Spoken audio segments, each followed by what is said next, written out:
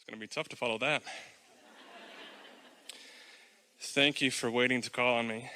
Had you called me earlier, it would have been a very different question, and I probably wouldn't have been able to hear it.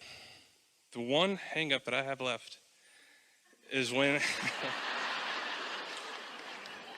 I want to feel good, but when I see and hear things that I disagree with, I feel like if I don't speak up against it, that I'm enabling it.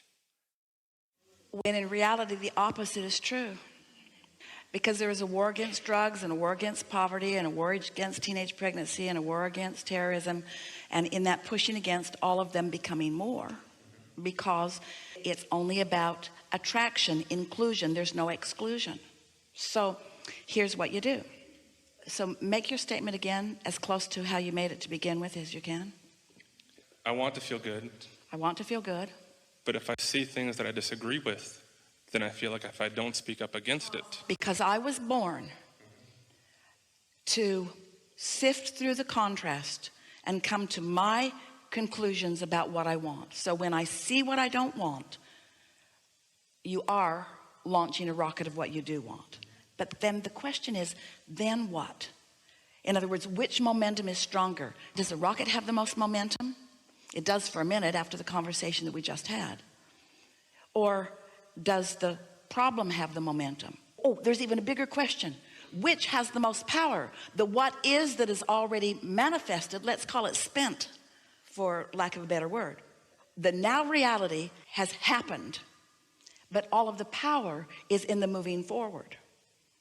And so when you hear words or concepts that cause you to desire something else, the key is to feel so appreciative of the experience that was there to give you the opportunity to give birth to the desire. And then as quick as you can, turn your undivided attention toward your new desire and put your engines on your track in the direction of that. You know, your inner being, you accept the existence of your inner being. Your inner being never looks back. So your inner beings have been taking the bounce of all of this. Every time something was going on and these rockets of desires were going off, your inner beings were riding those rockets of desires and never looking back. That's one of the biggest flawed premises in humandom. That if I don't shout no and make my voice heard against what I do not want, that then I'm allowing it to happen. Okay. What then about instances where people did not riot, but protest against something, like, let's say, the civil rights movement in the 60s, for example? We want to come back to this, so hold that. But we want to make a strong statement first, and that is, if you've been listening to us at all, you've heard us say this many times. Action produces stuff, and so do words.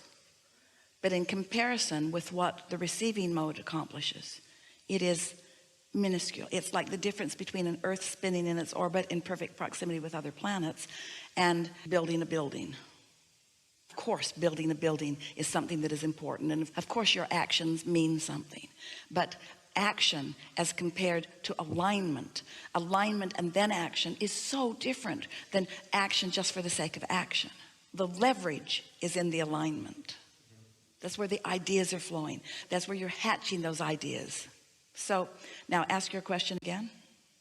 Well, instances in history where people have come together to protest something that they disagree with. Yeah. It feels like... And we're calling those step one moments, and they matter. Step one moments. They were contrast. It was contrast inflamed. There was momentum. They launched rockets of desire. The thing that is so difficult for you to sort out, it's like mothers against drunk drivers. So mothers against drunk drivers would claim that their passionate pushing against what they did not want caused laws to be changed and actually gave the result that they wanted. But they're not taking into consideration that the desires that were born out of all of those experiences, because no one can see the vortex to compare the results of it. Everyone's touting the value of the action, which is minuscule by comparison.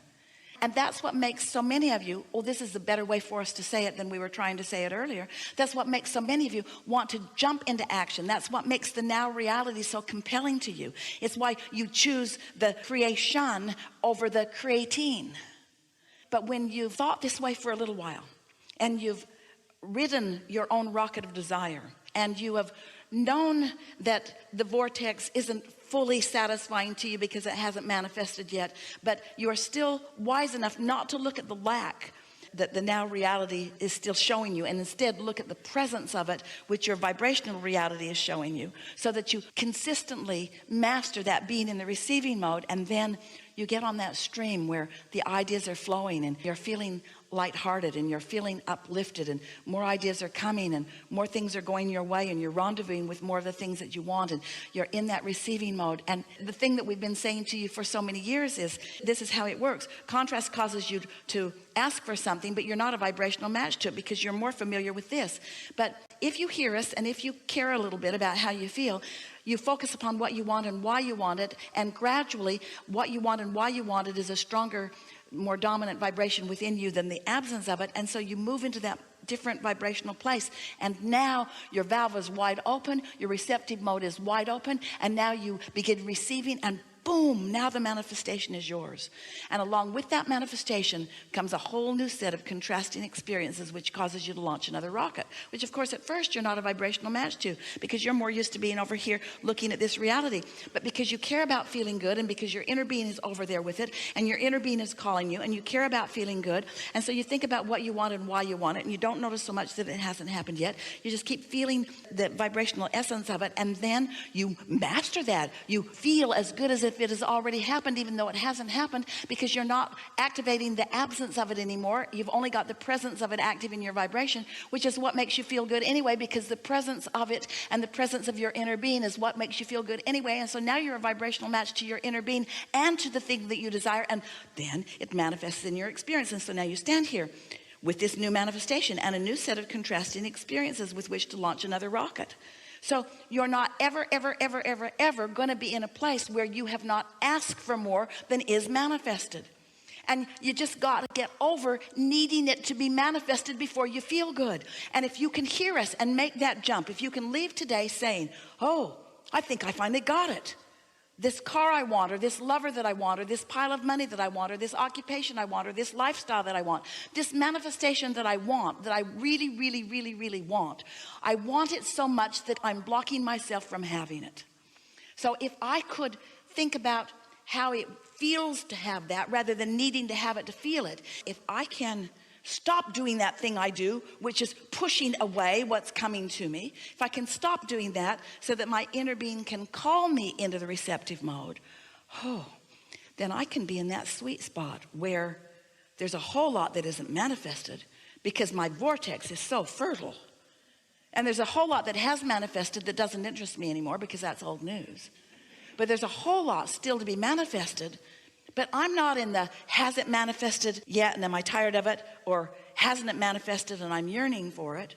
I'm in the manifesting mode. I'm in the creating mode. I'm in the tuning in mode. I'm in the right place, right time mode. I'm in the watching the cooperative universe line up for me. I'm in that empowerment mode. I'm in that feeling of all of the resources of non-physical, the energy that is creating worlds that is flowing through me. I'm in that worthy feeling mode. I'm in that knowing that I can do it mode. I'm in that sweet spot of I'm turning the thoughts to things. I'm turning the thoughts to things right now. I'm doing what I came to do. I'm spinning the gold right now.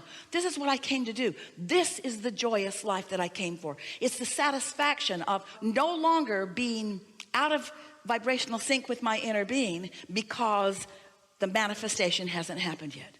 If you can leave this gathering hooked on the flow rather than on the result of the flow, hooked on creating rather than creation, hooked on life rather than lived, because all of your power is now. And the thing that we think that we've brought to this forum, especially over time with all of the body of work that has happened because of Jerry and Esther and us and you, is that you're coming to understand that it is a vibrational universe, and that there is a partner of creation that most humans have never considered. And it is your inner being. It is source energy. It is all along what man has been wanting to call God. It is this source energy part of you who is invested in what you care about now. So invested in it that deviate from your own desire, you don't feel good. And you think you don't feel good because the manifestation hasn't come. That's not why you don't feel good. You don't feel good because you're not letting the flow happen now, you see. You're not ever going to feel good if you're out of sync with source energy. And you know why? Because you ask. If you didn't ask for something, then your inner being wouldn't be all in your face with the vibration of it. And if your inner being weren't all in your face with the vibration of it, then you could notice the lack of it and you wouldn't care. But when you feel negative emotion, that means you ask for something that you are depriving yourself of having. End of story. There's no one else that gets the credit or the blame for how you feel. Esther blamed us for quite a while, Abraham. So you're up here and I'm down here. And you're up here because you believe in crap. And I'm down here because I don't see it yet. And I think you should come down here with me so that I'd feel better. And we say, come on up. And Esther says, no, I'd rather look at what is.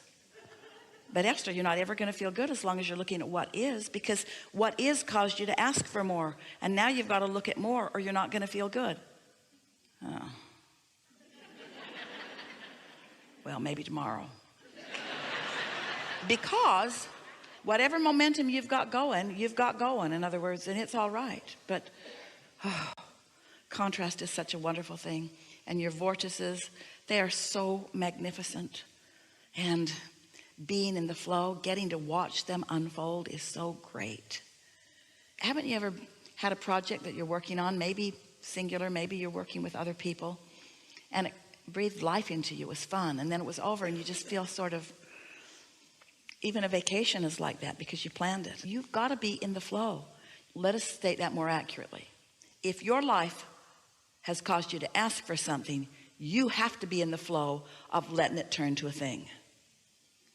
Now, you all think, some of you all think, that you can just slow your desire down and then you won't feel bad, but you can't.